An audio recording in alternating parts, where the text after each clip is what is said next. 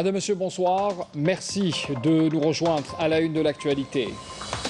Le Premier ministre Abdelaziz Jarrad a reçu ce lundi le vice-président de la Confédération suisse, chef du département fédéral des affaires étrangères Ignacio Cassis. L'audience était l'occasion de procéder à un échange de vues sur les relations algéro-suisses et les perspectives de leur développement dans divers domaines.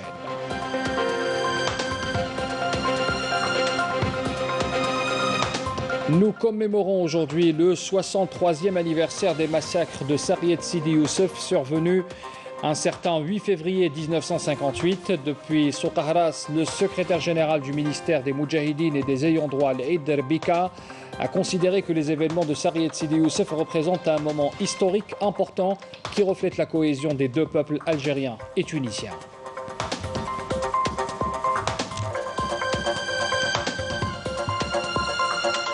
Les cours du brut ont franchi aujourd'hui la barre symbolique des $60 pour la première fois depuis plus d'un an, sur fond d'optimisme quant à une reprise de la demande en pétrole dans le monde et avec bien sûr le redémarrage de l'économie mondiale. Nous ferons le point dans ce journal.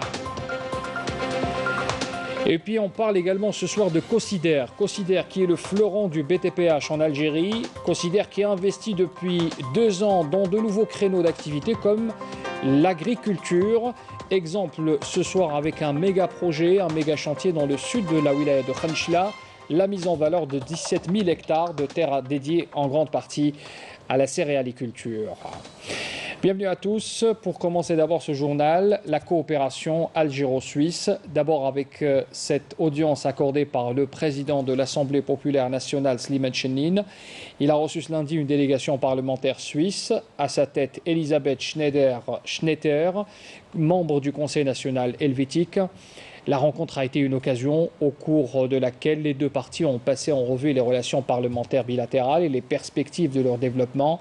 Un nombre de questions régionales et internationales d'intérêt commun ont été également passées en revue, notamment les situations prévalant en Libye, au Sahel et au Sahara occidental, évoquées au cours de cette rencontre. La coopération parlementaire également, et sur instruction du président du Conseil de la Nation par intérim Salah Boudjil, le président de la Commission des affaires étrangères et de la coopération internationale au Sénat, Rachid Boushaba, a reçu aujourd'hui Elisabeth Schnetter, ainsi que la délégation qui l'accompagne. La rencontre a permis d'examiner la coopération bilatérale entre les deux pays dans les domaines parlementaires et législatifs. Et puis le Premier ministre, Abdelaziz Jarrad, a reçu également ce lundi le vice-président de la Confédération suisse, chef du département fédéral des affaires étrangères, Ignacio Cassis. L'audience était l'occasion de procéder à un échange de vues sur les relations algéro-suisses et les perspectives de leur développement dans divers domaines. L'accent a été mis sur les domaines de l'industrie, de la technologie, du numérique, de l'agriculture, de l'environnement, de la santé, de l'industrie pharmaceutique également. Les deux parties ont par ailleurs discuté de la mise en place de mécanismes de coopération concernant les archives de la guerre de libération nationale se trouvant en Suisse. L'audience a également permis une large concertation sur les questions régionales et internationales d'intérêt commun, notamment la lutte contre le terrorisme ainsi que les situations au Mali et au Sahel, ainsi qu'au Sahara occidental. Et à ce propos, justement, il a été rappelé l'urgence de la nomination d'un envoyé personnel du secrétaire général de l'ONU pour ce territoire non autonome.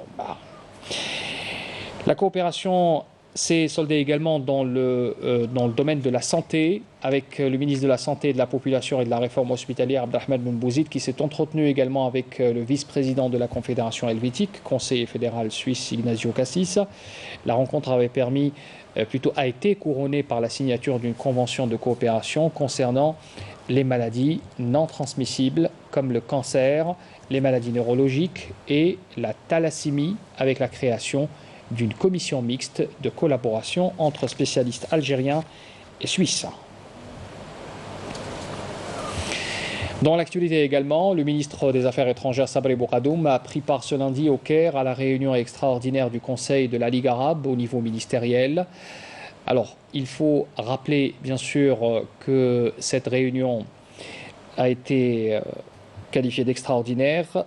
Elle réunit les ministres arabes des Affaires étrangères. Elle tend à soutenir la cause palestinienne. C'est ce qu'a tweeté le ministre des Affaires étrangères Sabri Boukadoum. La réunion extraordinaire des ministres arabes des Affaires étrangères tend à soutenir donc cette cause palestinienne et à réaffirmer la position arabe constante et commune vis-à-vis des droits du peuple palestinien et de l'établissement aussi d'un État palestinien indépendant dans le respect des frontières de 1967 avec Al-Quds pour capitale.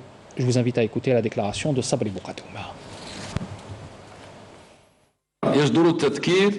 Il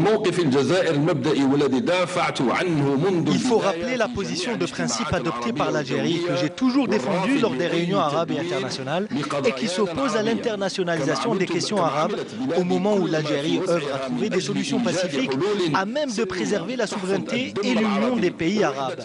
Par ailleurs, les mécanismes de coopération entre les pays arabes demeurent tributaires de la réforme de la Ligue arabe en vue de consolider l'unité et la cohésion entre les pays arabes.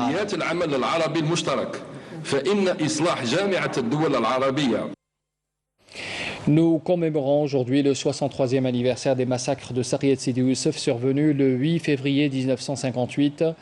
Depuis Soukharas, le secrétaire général du ministère des Moudjahidines et ayant droit, l'Aïd Rebika, a considéré que les événements de Sariyed Sidi Youssef représentent un moment historique important qui reflète la cohésion des deux peuples algériens et tunisiens. Ce bombardement aérien sanguinaire subi par la localité de Sariyed Sidi Youssef et qui a fait 79 morts dont 20 enfants et 11 femmes et 130 personnes blessées avait renforcé la détermination des deux peuples à s'attacher fermement aux valeurs communes et à la lutte pour le recouvrement de la souveraineté nationale. On écoute le secrétaire général du ministère des Moudjahidines et des ayants droit. J'incite toutes les générations à s'inspirer de notre histoire en commun pour surmonter tous les obstacles. Les campagnes de solidarité des Algériens pour leurs frères tunisiens, telles que les aides médicales pour combattre la pandémie de Covid-19, ne sont qu'une image de plus reflétant la solidarité et la fraternité entre les deux peuples. Notre région territoriale connaît beaucoup de changements. Les deux pays aspirent au changement et à un avenir meilleur. Nos deux pays, sous la gouvernance des deux présidents, aspirent au renouveau et au développement et comptent dépasser toutes les épreuves pour atteindre les objectifs nationaux respectifs. Les relations entre l'Algérie et la Tunisie prennent leurs racines dans l'histoire commune des deux pays. Les massacres commis par l'aviation coloniale à Sariyed Sidi Youssef il y a 63 ans, en pleine guerre de libération nationale, sont venus consolider cette solidarité et ces liens entre les deux pays voisins. Camélia Medel. Un combat libérateur les unira à jamais. Les peuples algériens et tunisiens commémorent ensemble le 63e anniversaire des événements de Sariyed Sidi Youssef.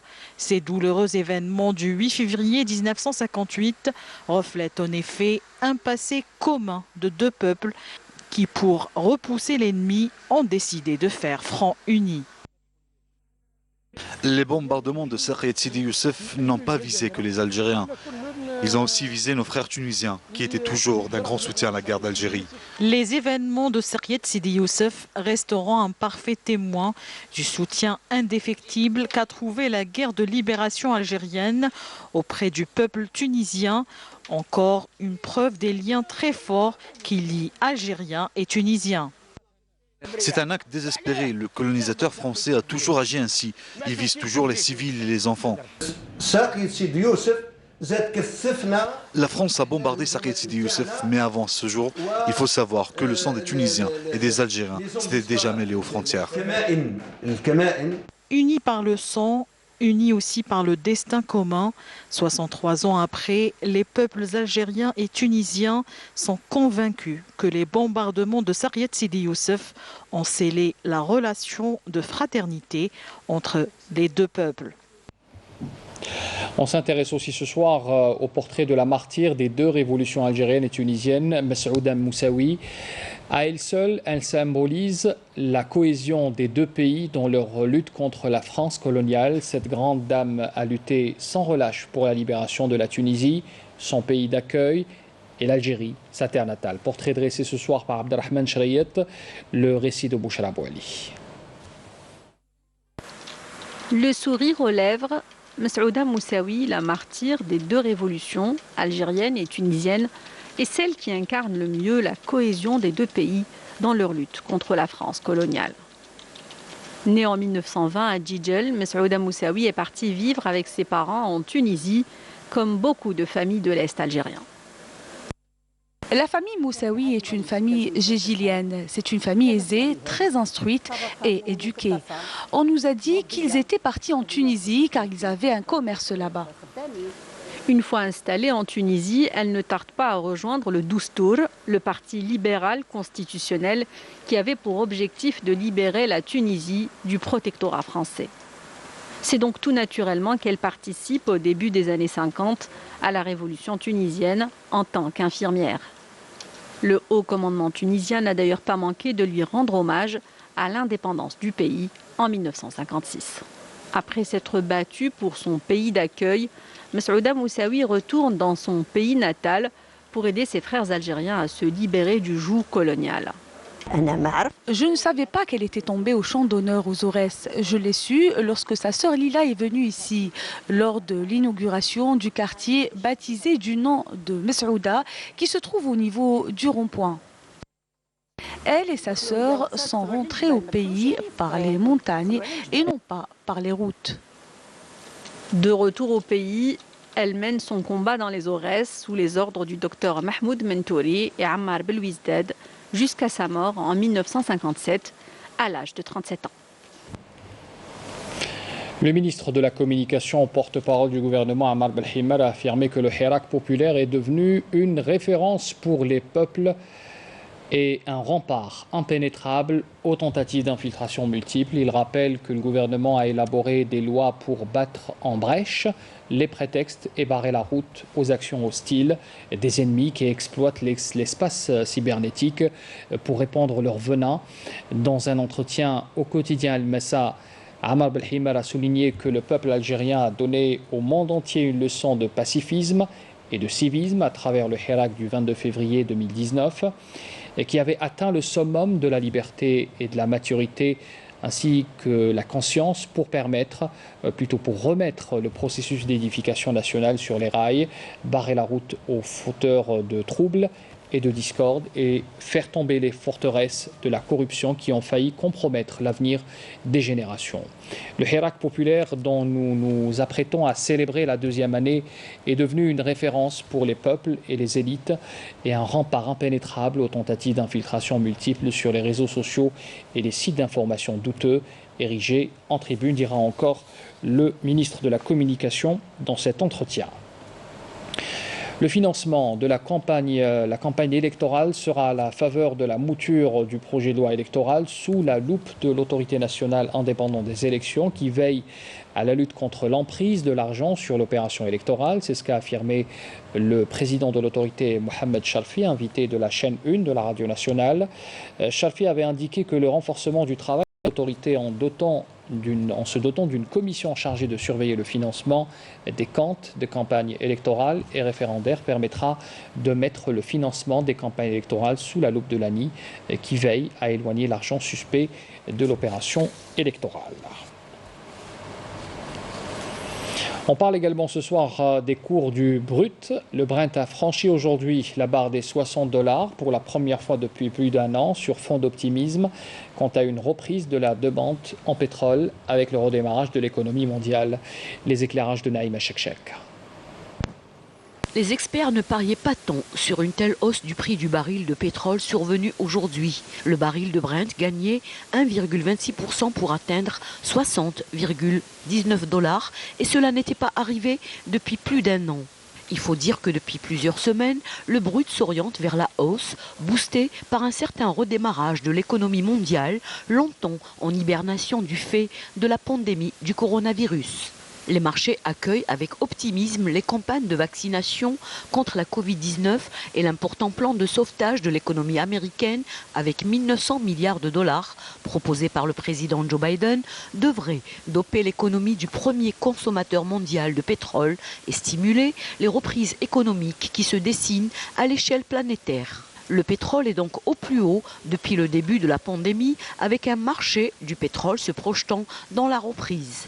La demande sur cette énergie va crescendo, aidée par la confiance de l'OPEP+, dans la reprise économique et une baisse des stocks de brut aux États-Unis.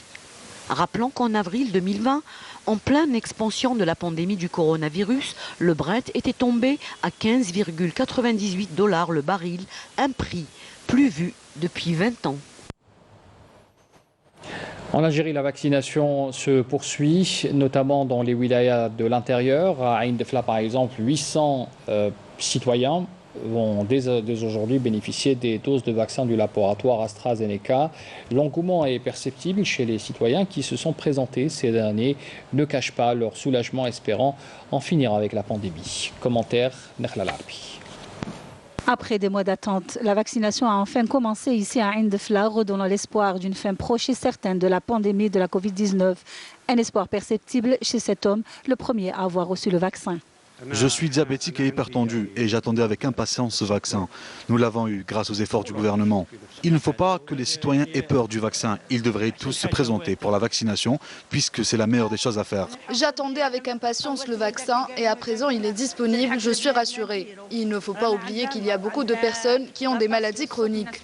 J'espère que cette campagne de vaccination mettra fin à la propagation du coronavirus. Nous, corps médical, avons beaucoup souffert et nous souffrons jusqu'à présent.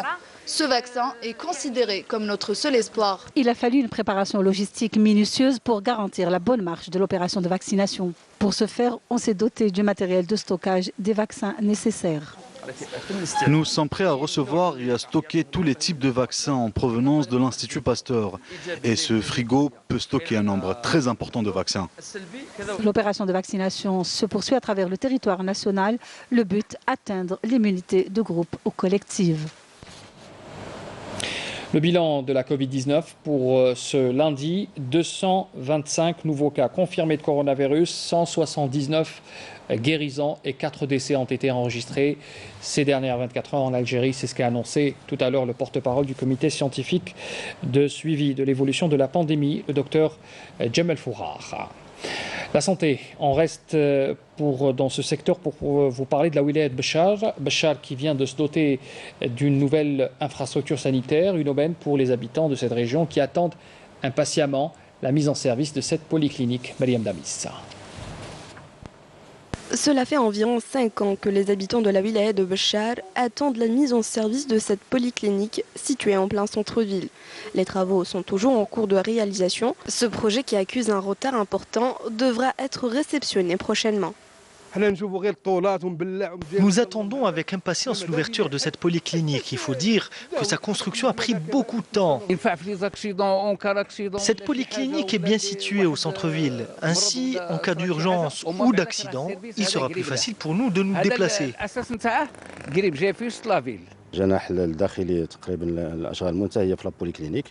Les travaux prendront bientôt fin. Nous sommes en phase de réhabilitation.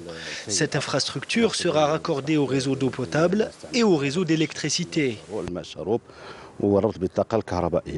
L'entrée en service de cette nouvelle structure sanitaire permettra d'assurer des services de qualité aux habitants de la région. Ce projet sera réceptionné au cours du 3e trimestre de l'année en cours. Le grand format de ce soir est consacré à la région de Messelmoun, où les habitants de la cité du bas vieux quartier de la commune côtière de Messelmoun, à Tipaza, à 50 km à l'ouest d'Alger, à l'ouest de Tipaza, refusent de quitter leurs habitations ciblées par une opération de démolition. Il s'agit d'un des villages dont la richesse historique est inestimable. Reportage sur place signé Yamina Saïdji. Douar Bouhlel, premier quartier créé par les autorités coloniales en 1958, ce camp de regroupement, devenu village de Messelmoun, compte aujourd'hui 10 000 habitants. La commune de Messelmoun a été établie sur les terres d'un camp de regroupement de la guerre d'indépendance. À partir du mois d'août 1958, les populations du Douar Bouhlel, les fractions Mesker, Hayouna, Swahliya, Bni Berri et Himda, ces populations ont été déportées de leur douar vers ce site qu'on appelle actuellement Messelmoun. Jusqu'à 1962, Ils ont vécu des conditions de vie difficiles, très déplorables, jusqu'à 1962, cloîtrés entre des grillages et des barbelés. En 1962, beaucoup de familles sont restées ici. 62 ans après, ces familles qui ont toujours vécu ici se sentent vues expulsées de ce qui est devenu leur village. En août 2020, un véritable bras de fer s'est engagé entre les habitants de la cité du Bas et les autorités de la wilaya de Tipaza. Plus de 300 familles refusent de quitter leur habitation, ciblée par une opération de démolition. C'est une cité qui a été surprise par la venue de l'administration.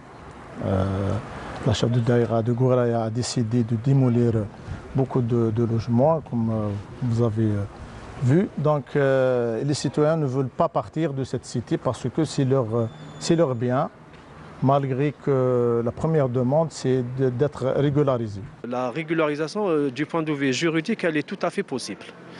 Et puis il y a des textes aussi qui sont à notre profit. Il y a l'ordonnance du 67, il y a la délibération aussi 88 qui stipule la régularisation au profit des bénéficiaires en tant que copropriétaires.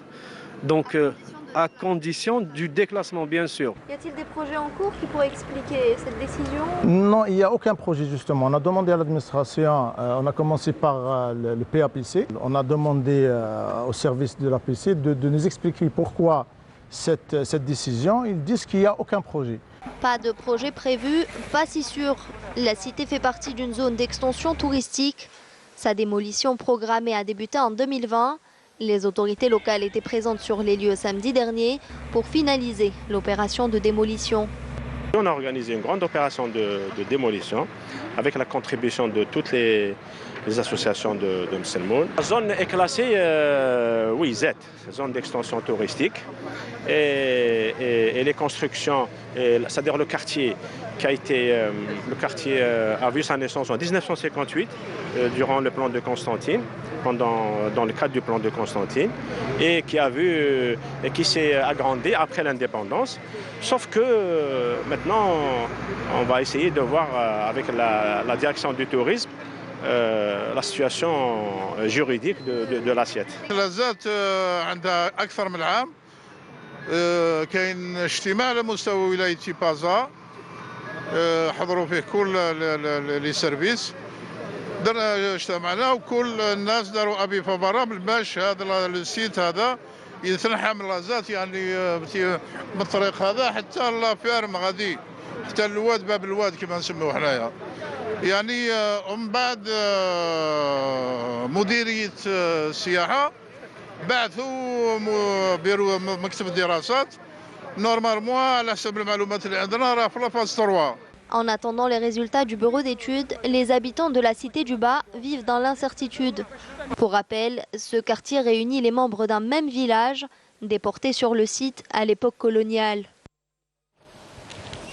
On parle également ce soir de cette visite sur le terrain. Dans le cadre des visites dans les différentes régions militaires, le général-major Laraba Mohamed, commandant des forces aériennes, s'est rendu en 6e région militaire à Tamanrasset pour une visite de travail et d'inspection dans le secteur opérationnel de Borj Beji Mokhtar.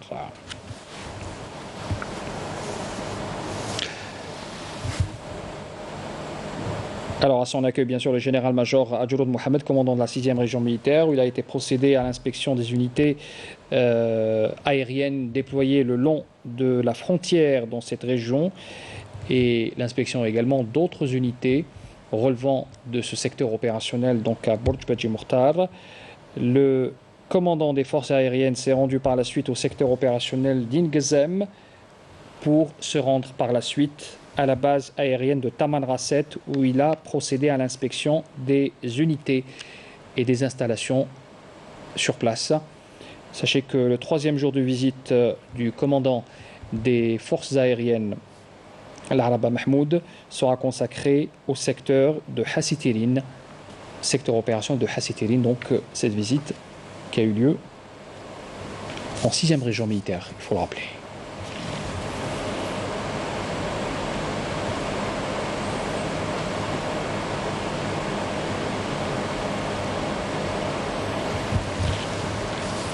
Et puis sachez également que le commandement de la garde républicaine a organisé aujourd'hui une journée d'études sur l'équitation, la médecine équine et les métiers inhérents au cheval. Le volet théorique de cette activité s'est déroulé au niveau de la salle de conférence du groupement du quartier général, alors que le volet pratique s'est tenu au niveau du 11e régiment de cavalerie et d'escorte. L'ouverture de cette journée a été présidée au nom du général d'armée Ben Ali, commandant de la garde républicaine, par le général-major Ayad Tahar, chef d'état-major de la garde républicaine, qui a mis l'accent dans son allocution sur l'importance de cette activité de formation et la place qu'elle occupe dans la mémoire nationale, ainsi que la détermination du commandement de la garde républicaine à développer et à promouvoir l'équitation à l'ensemble des aspects qui y sont liés, à savoir la médecine équine et les métiers se rapportant au cheval, et ce en se tenant constamment informé des techniques de pointe utilisées dans ce domaine au prorata des programmes de formation modernes. Cette activité ponctuée par l'animation de plusieurs conférences spécialisées à l'organisation de plusieurs ateliers de médecine équine, de cavalerie et de ses outils a été largement apprécié par la présence, en plus des cadres du commandement de la garde républicaine, des représentants des forces et de départements de l'armée nationale populaire, des représentants des instances civiles en rapport avec l'équitation, la médecine équine et les métiers en relation avec le cheval, ont pris part à cette journée d'études. Comme j'ai annoncé en titre, Cosider, fleuron du BTPH en Algérie, investit depuis 2 ans maintenant dans de nouveaux créneaux, parfois inattendus, comme celui de l'agriculture. Exemple ce soir avec ce méga chantier dans le sud de la wilaya de Khenchela. Il concerne la mise en valeur de 17 000 hectares de terres dédiées en grande partie à la céréaliculture. Siham Rezoug, le récit de Karim Haïfa. Un écrin de verdure en plein milieu du désert, Raglet El Mita dans la wilaya de Khenchela revit grâce à cet investissement à coût de milliards de centimes. Un investissement du groupe public Cosider avec sa filiale Agrico qui a permis la mise en valeur de pas moins de 17 000 hectares de terres arides.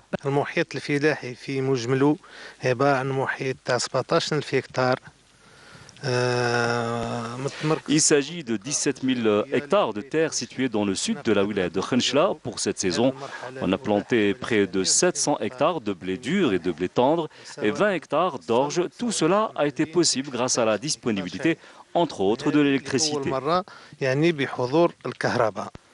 15 forages ont été achevés à 100% depuis le lancement de ce projet, avec la construction de 4 bassins de stockage d'eau et 3 stations de pompage qui alimentent 40 pivots et rampes frontales.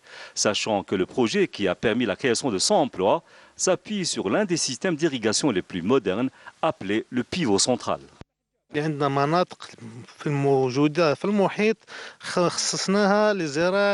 ce périmètre, on a réservé quelques parcelles s'étendant sur près de 100 hectares pour la plantation d'oliviers avec le système d'irrigation du goutte à goutte.